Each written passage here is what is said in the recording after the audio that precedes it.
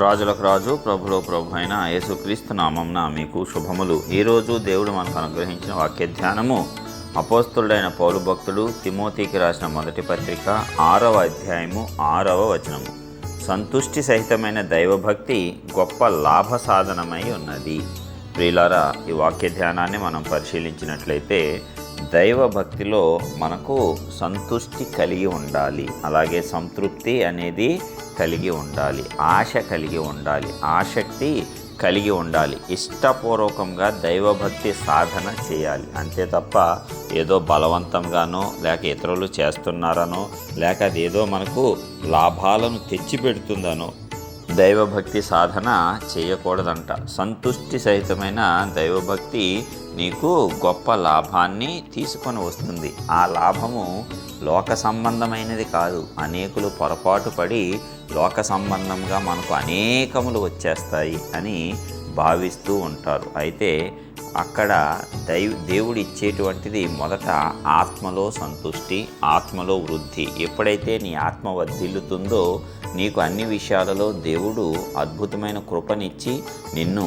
సమాధానపరుస్తాడు. ఆత్మలో గనక నీకు నెమ్మది లేకపోతే నీ యొక్క శరీరపరంగా నీవు ఎంత సాధించినా నీకు నెమ్మది అనేది ఉండదు. కాబట్టి దైవభక్తి నీ ఆత్మను బలపరుస్తుంది. ఎప్పుడైతే నీ ఆత్మ బలముగా ఉంటుందో శరీరంలో వచ్చేటువంటి శ్రమలను నీవు జయించగలుగుతావు. లేకపోతే దైవభక్తి కేవలము ఏదో నీకు లాభదాయకమా లేక నీకు మేలు చేసేదా లేక నీకు కేవలం శరీర సంబంధంగా ఉపయోగపడేదానిలాగా మారిపోవచ్చు. ఎందుకంటే నీకు ఆపద వచ్చినప్పుడు దేవుని దగ్గరకు రావటం, కేవలం సమస్య గురించే మొరపెట్టడం తప్పిస్తే నిన్ను నీవు పరిశుద్ధపరచుకోవటానికి, పవిత్రపరచుకోవటానికి, నీతి న్యాయ మార్గములలో క్రీస్తు యొక్క సంపూర్ణతలోనికి ఎదగటానికి నీవు భక్తి సాధన చేయలేకపోవచ్చు. ఎందుకంటే నీ చుట్టూ ఉన్నటువంటి సమస్యలు అనేకములు ఉంటాయి. ప్రతిరోజు మనకు సమస్య వస్తూనే ఉంటుంది. అయితే వాటి మీద మాత్రం కేంద్రీకరించి దేవునిని మనం పట్టించుకోకుండా దేవుణ్ణి కేవలం సమస్యలు తీర్చేవాడిగానో లేక ఆశీర్వాదములు ఇచ్చేవాడిగానో లేక మనల్ని శిక్షించకుండా ప్రమాదముల నుంచి తప్పించేవాడుగా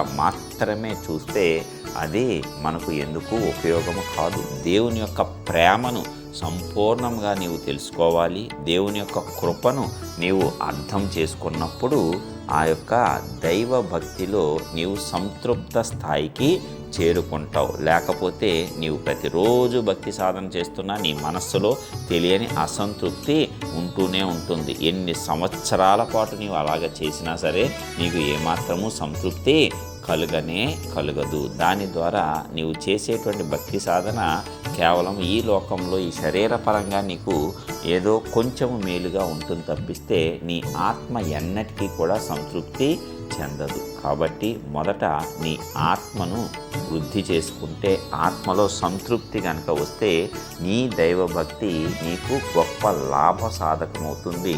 అన్ని విషయాలలో నీవు సౌఖ్యముగానే ఉంటావు, ఆనందంగానే ఉంటావు, సంతృప్తిగానే ఉంటావు. ఇతరులతో పోల్చి చూసుకోవు. అసూయ, ద్వేషాలు, కోపము ఇవన్నీ కూడా నీవు విడిచిపెడతావు. అది నిజమైనటువంటి దేవుని యొక్క దైవభక్తి. అది కలిగిన వారు మాత్రమే దేవుణ్ణి సంతోషపెట్టగలుగుతారు.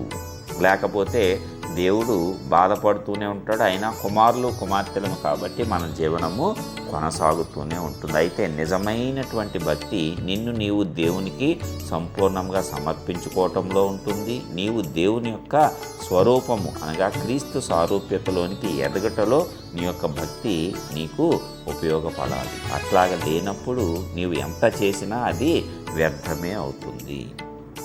అందుకే చెప్తున్నాడు కదా, సంతుష్టి సహితమైన దైవభక్తి గొప్ప లాభదాయకము. ఈ లోక సంబంధానికి మాత్రము కాదు, పరలోక సంబంధానికి సంబంధించినటువంటి ఈ యొక్క దైవభక్తి నీవు కొనసాగించాలి. మరి ఈ రీతిగా మనమందరము కూడా నిజమైన దైవభక్తి సాధన చేద్దాం. కేవలం దేవుణ్ణి మన అవసరాల కోసము, లేక మనకు ఉన్నటువంటి ఏ కష్టాలు, ఇబ్బందులు, శ్రమలు, అప్పులు, బాధలు, వ్యాధులు, కేవలం వాటి కోసం మాత్రమే దేవుడు కాదు, కానీ మనలను సంపూర్ణంగా ఆయన స్వరూపంలోనికి మార్చేందుకు మనకు దేవుడు అవసరం. కాబట్టి ఆ దేవుడిని అలాగే మనము సేవిద్దాము. మనము నిజమైన భక్తి సాధన చేసి సమస్త ఆశీర్వాదాలు పొందుకుందాము. ప్రార్థించుకుందాం. మహోన్నతుడైన గొప్ప దేవ, ప్రియ పరలోకపు తండ్రి, మీ ఘనమైన శ్రేష్టమైన నామానికి వందనాలు చెల్లిస్తున్నాం. ఇప్పటివరకు అద్భుత రీతిలో కాచి కాపాడిన విధానం బట్టి వందనాలు. ఇదిగో మరి మీరు ఇచ్చినటువంటి వాక్కును బట్టి వందనాలు. మరి సంతుష్టి సహితమైన మరి దైవభక్తి మాకు ఎంతో లాభదాయకంగా ఉంటుంది. కాబట్టి అలాంటి దైవభక్తి సాధన మేము చేసి కేవలం ఇహలోక సంబంధమైన వాటి కోసం నిన్ను ఉపయోగించుకోకుండా మరి పరలోక సంబంధమైన అసలైన ఈవుల కోసం మా యొక్క భక్తిని మేము పెంపొందించుకునేటట్లు నాయన కృప చూపించి ఆశీర్వదించండి. ప్రతి విషయంలో కూడా ప్రభువా నీ యొక్క ఆత్మశక్తిలో మేము ఎదిగి వర్ధిల్లి అన్ని విషయాలలో కూడా వర్ధిల్లేటువంటి కృప మా అందరికీ కూడా మీరు అనుగ్రహించి రక్షించండి. ఆయన సమస్త విషయాలలో నీ కృపనిచ్చి నడిపించవలసిందిగా మహిమ ఘనత ప్రభావం మీకు ఆరోపిస్తూ యేసుక్రీస్తు పరిశుద్ధ నామమున ప్రార్థించి పొందుచున్నాం పరలోకపు తండ్రి. ఆమేన్.